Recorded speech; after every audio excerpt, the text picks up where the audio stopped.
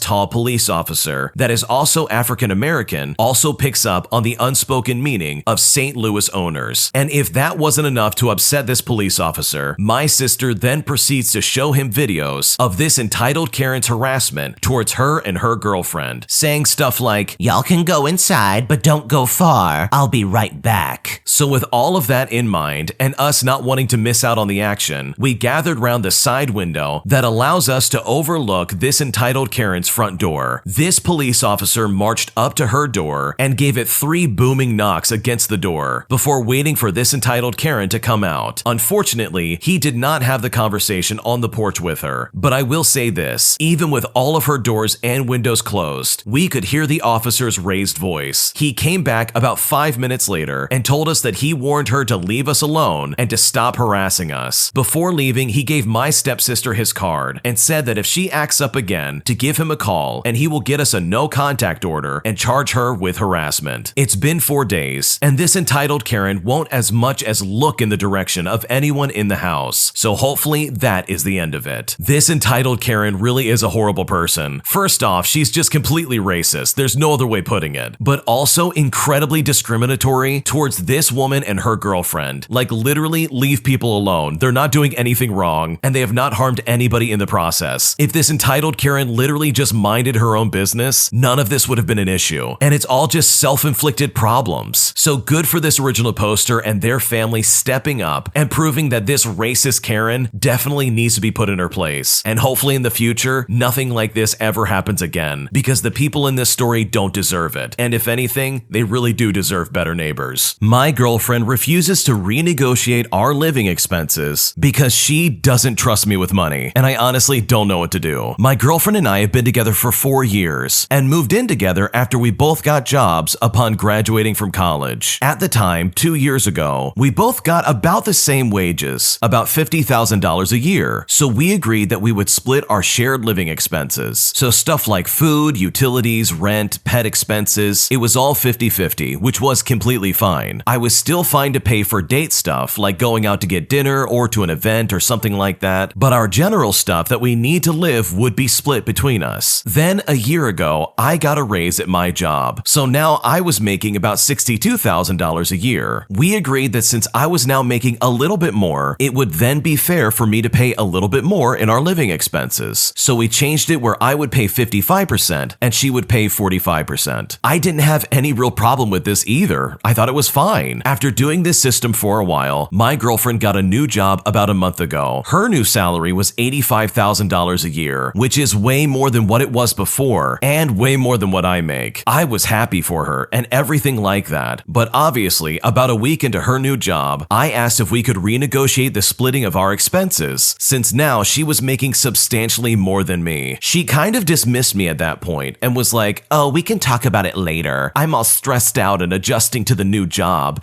and I just need time to relax before we figure this out." I said that's fine, and I figured I would bring it up again maybe later. Another week or two went by, and I brought it up again, and she dismissed me, saying she didn't want to deal with that right now. Last night, I decided to bring it up once again, since it has been a whole month, and I figured we should just settle the issue, since I am still paying more than her, even though she makes a lot more than I do now. I sat down with her and said that we should talk about it, and she immediately got defensive and kind of snotty. I said to her that I was happy to pay a little extra when I got a boost in my income, so it's only fair for her to do the same thing, since she is now making a lot more money, and she's making more than me. I know we both make enough money, and we're not gonna go broke if the other person doesn't pay their fair share, but it is still important to me that we are contributing what we are able to contribute to our combined well-being. She then said that she shouldn't be penalized for making more money by earning her new job, and also saying that I'm just being really greedy by trying to get out of paying my fair share of things. Her argument was that I should be happy that she got her new job, but supposedly the only reason that I'm acting happy is because it gives me an opportunity to get money out of her. She then told me that I am untrustworthy with money due to a history of bad decisions with it. Now, what she's referencing here is that when I was 19 years old and I had my first job during the summer, I made a solid amount of money and I proceeded to blow all of it on some stock that didn't play out well. So in total, I lost about $3,000. It was dumb, I regret it, but I was 19 years old and I never had any money before. But you know what? I now know better. So for her to use something that happened years ago when I was basically still a dumb teenager and throw that in my face as a reason that I'm untrustworthy with money is honestly very offensive. She argued that if I use more of my income on living expenses, I will have less opportunity to throw it away on stupid things like stocks or things that we don't need. So she is pretending to protect me by making sure I don't have as much money. I tried to argue that I am responsible now and would never waste money to that extent, and that she is being unreasonable, but she was not having any of it and refused to change the terms of our finances. Is there anything I can do here to change her mind on this matter? Is there any way I can convince her, either directly or indirectly, that we need to divide our finances up more fairly? I'm not exactly poor, but it feels like garbage knowing that I am paying way more than I should on living supplies, and I honestly don't know what to do. The way your girlfriend is acting is absolutely unfair. So she was eager to increase your amount that you have to pay when you got a raise, but suddenly when she gets a raise on a job and lands something where she's making literally $20,000 more than you, she's now absolutely belligerent saying, "No, I'm not going to pay for more." I'm sorry, but that is just absolutely ridiculous. And that's so selfish and unfair, and her logic is absolutely flawed. And the fact that she's trying to imply that she's protecting you by taking your money is absolutely baloney. And there's no good excuse for that, to be completely honest with you. She literally has you footing most of the bill just so she can then put money away in her bank account, instead of balancing it out, kind of like what you did when you got a raise. It's all very hypocritical in my opinion, and this really does sound like a miserable living experience. I mean, it's a classic case where she wants to have her cake and eat it too. So I think having a serious conversation with her and explaining, hey, this is just unfair, not only that you're using some incident that happened when I was a teenager, but also that you're just unmoving on trying to increase your amount that you pay when we did that exact thing to me when I got an increase in pay. Hopefully she can see some kind of logic, because legitimately this is unfair for you, and I would be upset about this if this happened to me as well. Today I messed up because I didn't help my neighbor with his stolen minivan. For a bit of context, I live in an apartment complex in a supposedly safe province within Mexico. I won't mention the exact location for privacy reasons. I was temporarily home alone as my family went to celebrate a holiday in another town across the country. In the morning, I saw one of my neighbors from the complex talking to the cops, and there were about 4 police cars parked in the street. I didn't pay much attention because I was running late to go have some breakfast. My sister was waiting for me in the car to leave for a restaurant, and as I entered the car, she asked me, "Why are there so many cops over there?" I responded by saying that I really did not know what was going on, and I assumed that maybe there was some kind of altercation with another neighbor or something along those lines. It does go without saying, though, that within my apartment complex, we also have the stereotypical entitled Karen neighbor. We know for a fact, however, it was not a dispute and that the entitled neighbor had nothing to do with why the cops were there. I'll clarify this later on. Anyway, we were on our way to a restaurant. My sister and I began speculating on what actually happened regarding the neighbor and the cops until I suddenly remembered that he had recently bought a car, something like a Voyager or a Windstar. Since there was no more space available within the parking lot of the complex, he had to park it down the street. And this is where things kind of blew up from there. It turns out that either the day or the night before that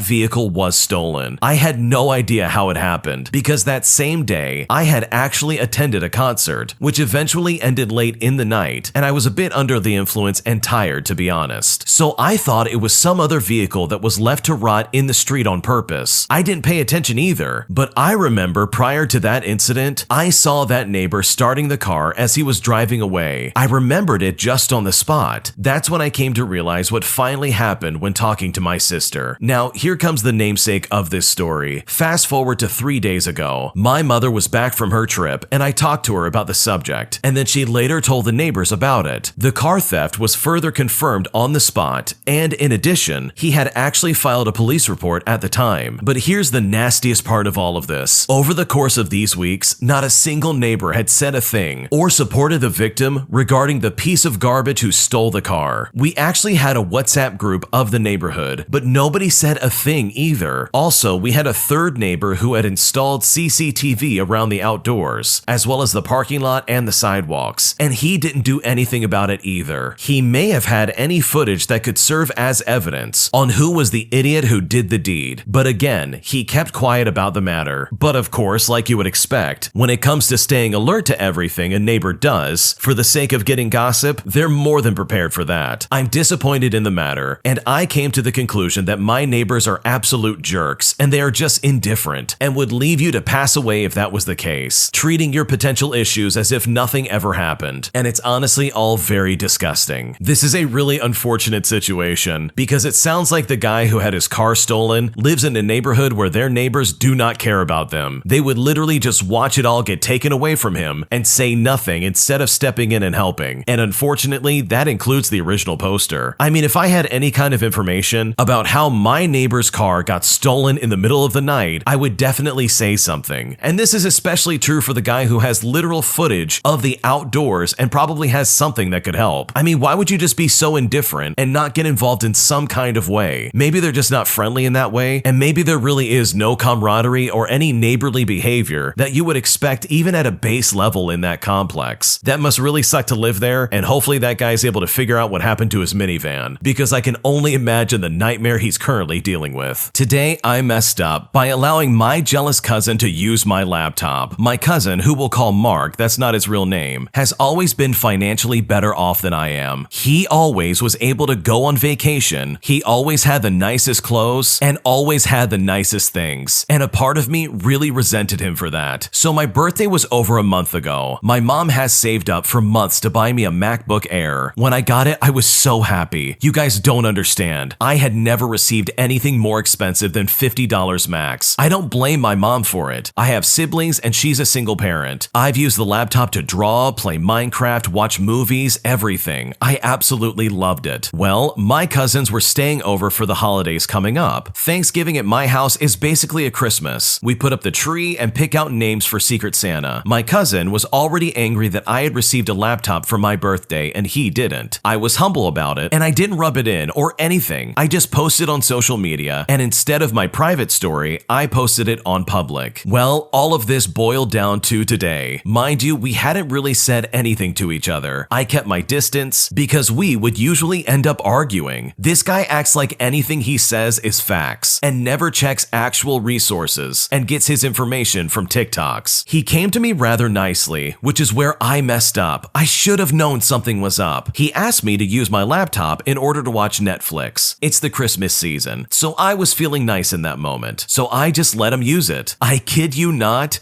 even a few hours later, he brings it back to me smashed to pieces with a smug look on his face. And of course, I am absolutely furious. This is the only gift of any type of monetary value I've received in my life. I immediately ask him to explain. He then called me trash and that I shouldn't have something this expensive anyways. Not only did I jump up from my seat faster than Speedy Gonzalez, I also started pummeling this absolute moron. My mom and my aunt and my uncle come into the room and drag me off of him. Both of us are crying, and I was crying because of my laptop. My aunt then started cradling him like a baby, and he started bawling harder, explaining how I tripped and broke my laptop, but I blamed him for it. I literally started screaming louder than ever before and told all of them what he said to me. My mom, of course, is very upset. She started crying too. She's a waitress and spent forever saving for my gift. I mean, it's not like my family's made of money. Now my aunt and my mom are fighting. My aunt is blaming me and my mom is defending me. I can't prove what he said about me, and I can't prove that I didn't break it. I'm just so angry. I've been trying to calm down, but I simply can't. I am just too upset over what happened. What an absolute piece of garbage. Like, legitimately, this cousin is a terrible person. He broke your laptop and did so much damage to you personally. That is unfair for you. I did a quick Google search and some of these MacBook Airs can cost up to $1,000. That is not cheap. That is a very expensive piece of equipment. So the fact that he just broke it and said, "Oh, you can't have this. You're trash," is so disgusting I can't even think straight. So you know what? I probably would have reacted the same way if my cousin acted like that. It's inappropriate and completely uncalled for. And I'm so sorry that the original poster is dealing with that. And I really don't think this is your fault. Your cousin is just awful. And hopefully, just for the sake of your own sanity, karma comes back and gets what he deserves. Because your cousin literally owes you a laptop. And it really would be terrible if he gets away with it. My entitled mother-in-law demands to see my son whenever she wants. Things have gotten so bad that she's threatened to take us to court just to claim custody of my son since she thinks we're such terrible parents. And my husband and I could not be more disgusted. Here's what happened. So to start off with some backstory, our son is not biologically mine, but I'm the only mom that he's ever known. The birther hasn't been in the picture since he was about 3 months old, and my husband raised him by himself until I came along about 2 years ago. When it comes to my mother-in-law, she doesn't work, she smokes the herb all day with my brother-in-law, then complains about not having any money. And on top of that, my mother-in-law is incredibly toxic. My husband and I are both working full-time. We're in school full-time, and our son just started pre-K this year. Over the summer, we were told numerous times that we would not have the availability to go over to her house all the time or even run errands for her. She was guilting my husband into going over there about 4 to 5 times a week, and this is for 2 hours each time at a minimum, just so she could see our son. But she said that she understood that, and that once school started, every other week would be fine. Well, it comes time for school, and she still expected them to go over all the time, and she even said some nasty things about me and my husband because we wouldn't do what she wanted when she wanted. It even came down to her threatening to take us to court for full custody of our son. She actually told my husband that he was a terrible dad and that he was only a dad, so the court would give her full custody. As a side note, I have bipolar disorder and I am medicated. I'm actively in therapy and my mental health has been better than ever. She also said that our son wasn't safe with me because of my depression. Meanwhile, she sits at home 24/7, smoking the herb and abusing medication, all the way up to the point where she will sleep for 3 days straight. And after all of that, she used the ploy of trying to pretend like she wanted some kind of relationship with my husband, just to try and get on his good side again. My husband and I talked about it extensively, and how I was and am not in a place where I can handle her mental or verbal abuse, and how it's making me anxious, placing me not in a good place. We eventually decided that it's best that I don't have a relationship with her at the moment, so we can all just work through stuff on our own. But she kept pushing to hang out every day, and I would say, I'm sorry, I have work and we have school. She would call my husband crying, saying that I'm manipulative and that I am an absolute jerk. But my husband reiterated the conversation that we had had before with her, and we were hoping that that would be enough. But it only got worse when she sent me this message. Thank you for finally growing up